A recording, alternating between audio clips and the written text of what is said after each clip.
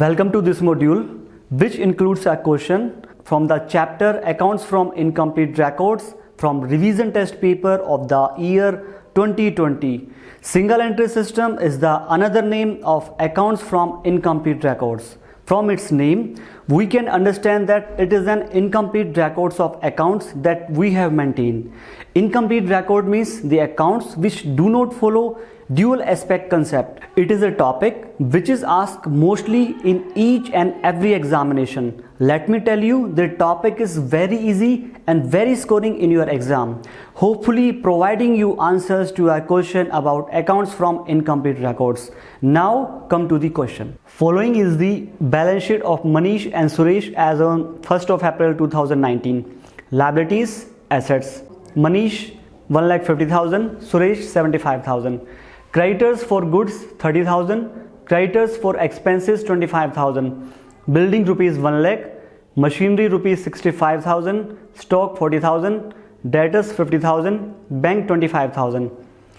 They give you the following additional information. Sales and purchases for the year ended 31st March 2019 were rupees 3 lakh and 2 lakh 40,000 respectively. Stock level is maintained uniformly in value throughout all over the year.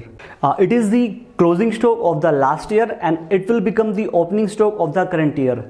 In the question, it is mentioned that stock level is maintained uniformly throughout all over the year. That's why closing stock will be same as opening stock. Depreciation on machinery is charged at the rate 10%. Depreciation on building at the rate 5% in the current year. Next is sales in the current year will increase by 43.75% in volume. Rate of gross profit remains the same.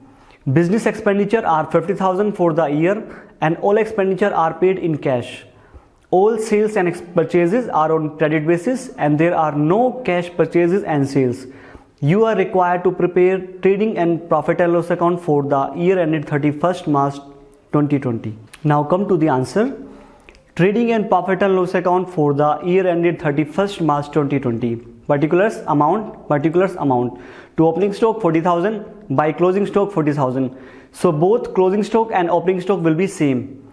To understand sales, now come to working note. We are first calculating rate of gross profit earned during the previous year. Sales during the previous year rupees 3 lakh, purchases 2 lakh 40,000, cost of goods sold. So this is the opening stock. Opening stock 40,000 plus purchases 2 lakh 40,000 minus closing stock 40,000 is equal to 2 lakh 40,000. So after deducting cost of goods sold from the sales, then we get gross profit of rupees 60,000. Rate of gross profit is equal to 60,000 divide sales rupees 3 lakh into 100, then we get 20% gross profit. Now we are calculating sales during the current year.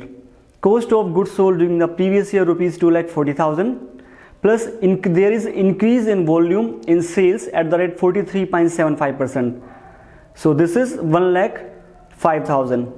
So cost of goods sold during the current year is 3 lakh 45,000. If we add gross profit in the cost of goods sold, then we get total sales for the current year. Profit is 20% on sale.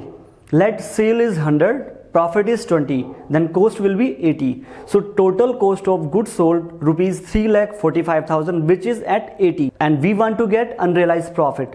Profit is 20, so 3 lakh 45,000 divide 80 into 20, then we get 86,250. So after adding 86,250, then we get total sales for the current year is 4 lakh 31,250. By sales 4 lakh 31,250. Two purchases 3 lakh 45,000. It is mentioned in the question that sales will increase by 43.75% in volume. If there is increase in sale, there must be increase in purchase first. A businessman without purchasing the goods cannot sell the same, so he first have to purchase. That's why purchase will also be increased by 43.75%. So purchase during the current year plus 43.75%, then we get total purchase of rupees 3 lakh 45,000. Gross profit of rupees 86,250, which we have calculated in the working note. Now we are transferring gross profit in the profit and loss account. To business purchase 50,000 to depreciation on machinery is 10%. The value of machinery is 65,000. So 65,000 into 10% is equal to 6,500. And depreciation on building is 5% in the current year. So value of building is 1 lakh. So 1 lakh rupees into 5% is equal to 5,000. So total depreciation is 11,500. Then we get finally net profit of rupees 24,750. Manish and Suresh will get net profit of rupees 24,750. Then, and if you have any doubt, then please let me know in the comment section. Thank you.